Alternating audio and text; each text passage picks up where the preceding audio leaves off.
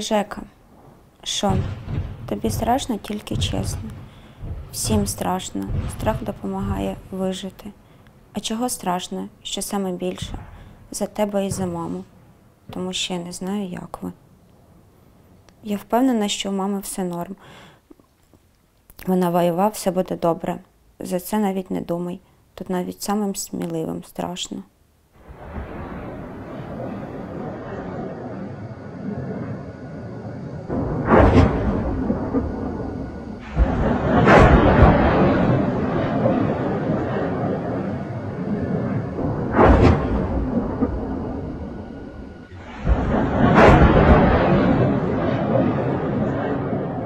Да, в ніч на День закоханих. Він не хотів їхати, я бачила. От, щось було не так. І мені всі казали, мої батьки, то їдь з ним. А я не знаю, щось мене не пускало. І я не поїхала. Я все так говорю, що я не поїхала. Оля – дружина воїна полку Азов Євгена Лєпіна, який героїчно загинув, захищаючи Азовсталь. Нещодавно до неї з Маріуполя переїхала і мама Євгена – Наталія. Наталія разом з сестрою Ларисою, пройшовши фільтрацію, вибирались з окупованого і зруйнованого міста через Росію. Втекти вдалося лише 15 травня 2022 року. Шлях до України тривав 2 тижні. Лариса приїхала на Київщину до старшого сина. Наталія тепер живе з невісткою Олею в Ірпені. Познайомились ми після Нового року, 21-го року. Він приїхав до моїх сусідів, це наші друзі. Я йшла з роботи додому, а він виходив на вулицю. І все. Я йому написала, ми день попереписувались, на наступний день він попросив мені подзвонити. І я почула його голос і все. 24 вересня я приїхала в Маріуполь, ми подали заяву, 25-го ми розписались, і в цей день у нас було таке свадібне путешествие, ми поїхали на Урзув на День пам'яті загиблим азовцям. У них там. А тепер я дивлюсь оці відео з того дня. Ну, в мене не асоціація того, що це День пам'яті, це, день мого весілля.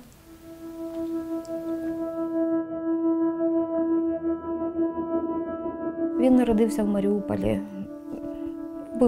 був звичайним хлопцем, вчився, дуже любив техніку, він дуже любив техніку.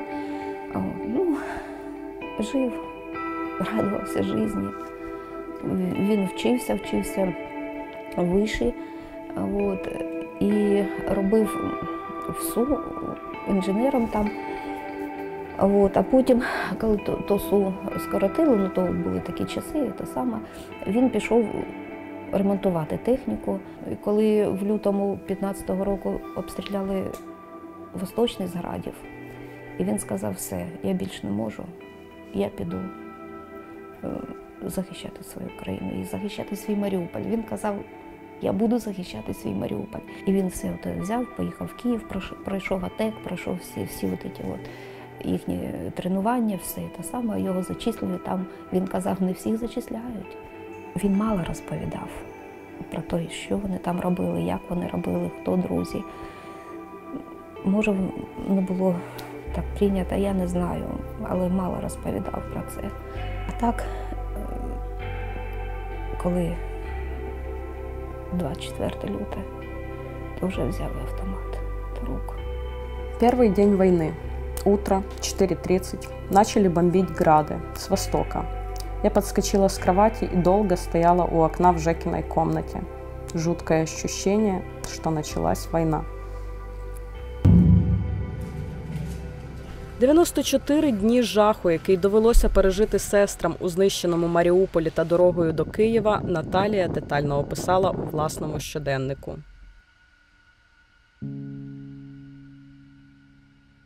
Седьмой день войны. Пошла на Кирова к Лоре. Пока дошла, вся промокла насквозь. Людей на улице много. Все как-то снуют туда-сюда, что-то ищут. Люди какие-то серые, как цыгане. У Лорика нет ни света, ни воды, ни отопления. Сирены молчат, постоянные обстрелы, весь горизонт горит, слышны разрывы. Снаряд попал в Лазурь и частный сектор. Ну, пока мы там были, мы видели, что идет ответка, что стреляют танки, потом идет ответка. Потом в наш двор, мы стояли вот так возле речки на Кировском, и в наш двор заехали, ну, говорили ДНРовцы. Они выставили несколько танков во дворе, выставили БТРы, еще какие-то там пушки, и вот это с нашего двора, будто бы они эти дома бомбили, говорили, что там везде снайперы. Но если снайпер где-то сидит, это не значит, что надо 14-этажку так разбомбить, чтобы осталась куча красного кирпича. Там очень много людей погибло, очень много в этом доме. Бомбили, конечно, наш город беспощадно, беспощадно. Просто его, ну, как город-призрак.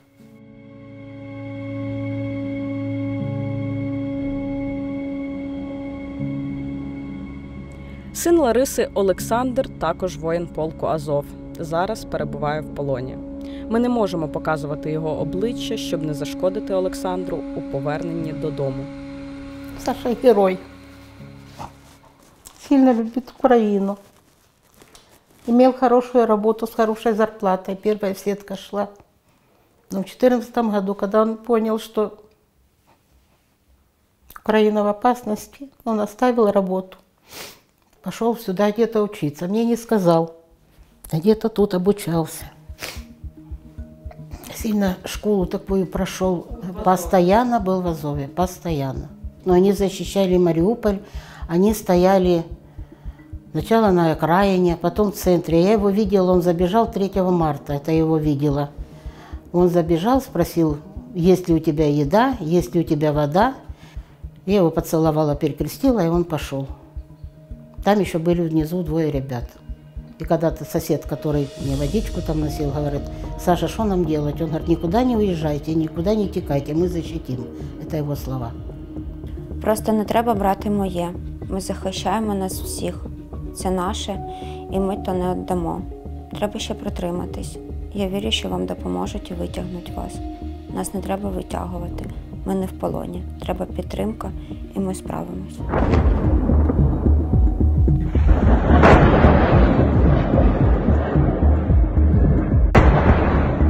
Я чула, як ці авіабомби падають на Азовсталь. Вони кожні 3 секунди падали на Азовсталь. Кожні 3 секунди. І вони такі важкі, і такий глухий звук. І по землі така волна йде. Дуже сильна. Ти дивишся на те і думаєш, там твій син, а вони бомблять. І той Азовсталь, він там, де я мешкаю, і він в мене на горизонті. Так, недалеко, десь кілометрів 7-8, якщо по прямій. І він завжди чорний. Чорний дим. Завжди над тим Азовсталем. Вони просто його знищували. Просто знищували все. То було дуже страшно. Мені вночі приснився сон з 15 на 16, що я його ховаю. Це було, я заснула дуже пізно. Мені приснився сон, що я його ховаю. Я встала, що відбувається. Я йому давай писати, бо ми переписувались перед тим, як він лягає спати. Все, зранку він заходив в сеть, щоб я в телеграмі бачила, що все ок, скільки він встав, неважно, скільки це годин. І він не заходив. Потім позвонила мама. Обично мама, ну як, вона мені дзвонить, плаче, да, там, що... А тут вона от, мене вбила фраза: як наш пацан, все нормально? Ну я ж нічого не знаю, кажу, ну да, все нормально. Точно? Ма, точно, що врать буду. 55-й день войны. Ночью сильно бомбили Азовсталь. Очень сильно. Я молилась, проклинала рашистов, проваливалась в сон и опять молилась. Я очень хочу верить, что ребята спасутся. Я не знаю, как мне жить одной. Я не хочу жить одна. Сегодня 21 апреля, но и сейчас я не могу дописать этот день. Олечка рыдала, и я услышала: суббота, Жени больше нет. Я тоді думала, мій син теж десь. Вони виїжджали в місто. Він до мене заїжджав. Я його бачила ще 7 березня. Він заїжджав. Казав, все буде нормально. Нас розблокують. Нас не кинуть. Все буде нормально. Тримаємося. Ми віримо.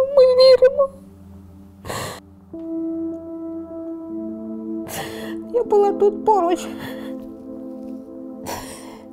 І кожний удар бомби то був по моєму серцю. Як можна було це витримати, я не знаю. Саме гірше це коли ти заходиш в соцсеті, ще не впевнений, тобто ти до останнього віриш, що все окей, то просто проблеми зі зв'язком. Виставляють фото з ним, виставляють відео. Люди, яких ти не знаєш. От, яких ти ніколи не бачив. І ти по факту розумієш, але ти нічого не розумієш. 66-й день. Я боюсь ночи. Это другой мир, мир одиночества и страха.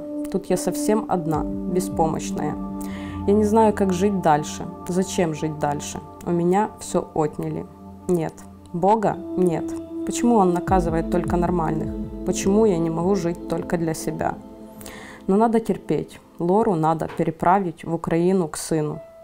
Мы на сумках сидели 2 месяца с ней. Вот собрали самое необходимое, эти сумки у нас были собраны. Ну, когда уже пришли к ней с обыском. Сусіди знали, що Жека був в Азові, знали, і ніхто не казав нічого. Ну, один такий знайшовся. Тоже сусід. Дуже сусід, ну там згори, я його знаю, не буду називати. От. І вони прибігли, ну, як було паспортний контроль. І вони вже нас пройшли, пішли далі. От. А потім з того подвір'я вибіжали бігом до мене додому. От. І то стучали в ворота, зараз і собаку пристрелили. У вас частний будинок? Частний, так. Да. А була вдома тільки Лора, моя вот эта вот сестра. Но я знала, что у Наташи ничего там такого нет. У нее там был порядок. Вот здесь был командир Азова. Это его слова с лестницы. Я глянула на этот вещмешок, я ничего не поняла, откуда он у нее. У нее не было этого спальника никогда. Ну, это им надо было. Они, как проходили, у них же какие-то вещмешки, там я же их не обыскивала. Они, по-видимому, принесли. Не по-видимому, это точно, они принесли с собой. Ну, в общем, то, что они там позабирали, что они это самое. Я говорю, хозяйка еще придет, а с ней будет отдельный разговор. Еще мы узнаем, кто ей дал фильтрацию вот эту. В тот день я решила, что надо прятать Наташу прежде всего, потому что я уже была спрятана. Мне уже во дворе все сказали, что я выехала в Украину. Все знали, что меня нет в городе. А она вот, еще придем и с ней будем отдельно беседовать. 72-й день войны. Сегодня объявили эвакуацию с Азовстали. Мы едем машиной. После 3 пришла информация, что рашисты там выстрелили в военную машину, есть погибшие и раненые. И поэтому все задерживается. Ждем. Звонила Данилу. Похоже, он плохо понимает, в какой мы жопе. Лора, его мама, практически не ходит. А он говорит мне, выезжайте на Запорожье. Как? И ей звонит Оля. Было без 7 минут 12 дня. Говорит, Наташа сказала, что сегодня в 12 часов за вами приедут волонтеры. Ну, это не волонтеры, просто нанятые люди, которые довозили просто до границы. Она им оплатила по онлайну. Они вас должны вывести, и вы едете на Таганрог. Но для нас это было шоком. Ехать в Россию, это был шок, конечно. В общем, ми поїхали. Волонтери нас довезли до кордону. Ми пішки от це перейшли туди. Потім доїхали до Таганрога. Там нас зустрів пастор. От, прожили ми там в сім'ї 8 днів. А ми не казали, що ми з родини азовців. Але я казала, що син у мене загинув в Маріуполі. А потім ночі ми поїхали. Ми поїхали на Воронеж. В дорозі нас кормили, були в дорозі десь 27 годин. На Мінськ, потім на Брест. А з Бреста нас довезли до кордону, і ми на Ковіль. Так от я доїхала до Олечки. Це моя невісточка. Вони одружилися у вересні того року. Вони дуже люблять друг друга. І дуже тяжко. Так я доїхала до Києва, до Ірпеня. Здесь ее встретили сваты, и Олечка, меня встретил Данил. И так мы вот попали, добираясь с 15 числа, 29-го мы приехали сюда. Як ви дізналися, що це ваш полон? Через Данила. Он помнит наизусть, все, что не забрали, а наизусть он помнит мой номер и Данила. Но на мой он не мог выйти, потому что там не было связи, а с Данилом была связь. Невестка с ним переписывалась, когда он еще там был, когда воевал. И он сказал, я в плену. 94-й день войны. Слава Богу, мы в Украине. Завтра будем в Киеве. Я могу дышать. Нет, скорее всего, я хочу дышать, но у меня отобрали воздух. У меня отобрали моего сыночка. Я ненавижу русских. Я дзвоню Наталці в патронатну службу. Наталочка, мені тут дзвонять з поліції, ДНК, Наташа, що поліція розуміє і так далі, це все не так легко, не так швидко. Я її питаю, а можна дізнатись, по чому познали мого чоловіка? По формі. А ми лежимо з мамою на дивані. Да, на дивані ж ми. По формі? Там, в них же ж на шевронах наліпки, да, А говорю, бо мені поліція сказала, що це татуїровки. Які татуїровки, там тіла в такому стані, що ти вже нічого не познаєш. Це не просто чоловік. Я його кожен день вималювала, кожен божий день у Бога, не знаю у кого там я його просила. То просто весь мій всесвіт. І тепер просто хто-то взяв і забрав. Не тільки його життя, але й моє.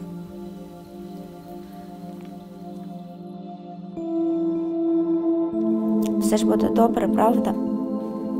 Обов'язково. І я завжди тебе чекатиму, завжди. Бережи себе, ти все моє життя. Люблю безмежно. Ти теж бережи. Люблю безмежно.